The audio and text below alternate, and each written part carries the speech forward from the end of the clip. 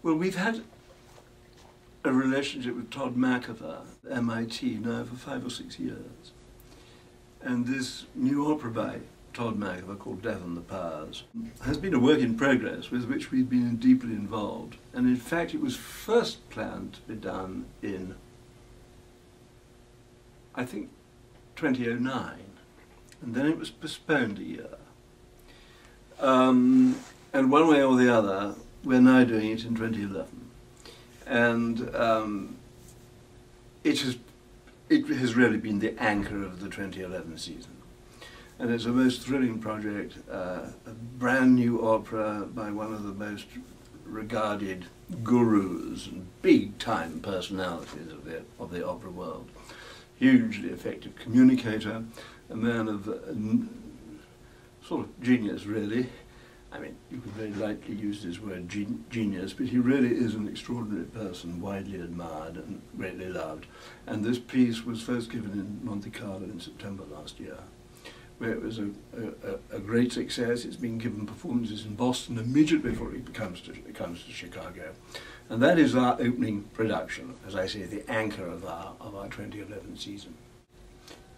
Charpentier's Médée will be the very first French Baroque opera done by COT, and it forms part of a trilogy of operas that we decided some years ago to do in the 3 years 2010, 2011 and 2012, each of which concerns the character of Medea in 3 different parts of her life, 3 completely different kinds of stories, and they were written by these 3 great early composers.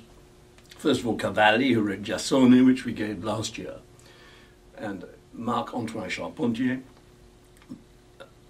one of the real geniuses of the French Baroque. He and Rameau were the great figures. And then next year we will be doing Teseo of Handel, being the last of the Medea operas. So Medea has always been a core part of our season. The third piece is a sort of improvisation in a way, responding as we, together with all other arts organisations in this country and more widely around the world, to the very, very difficult financial situation we find ourselves in.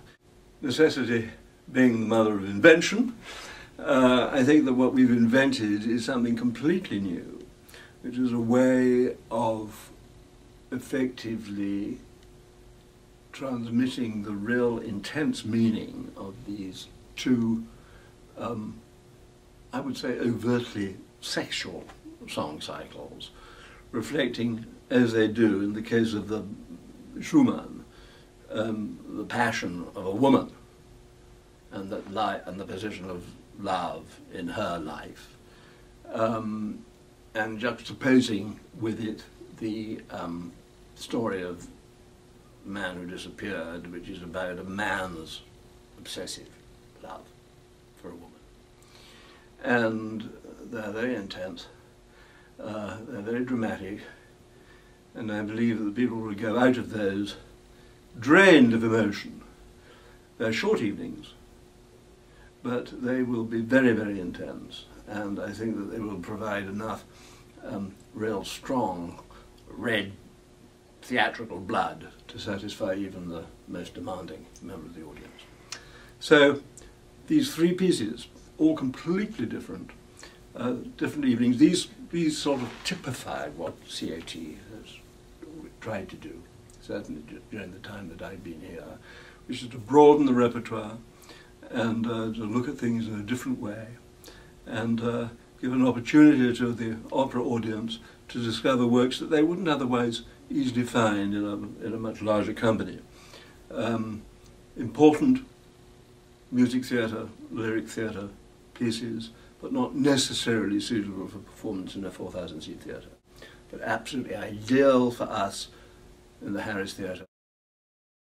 We believe in excellence in all its manifestations.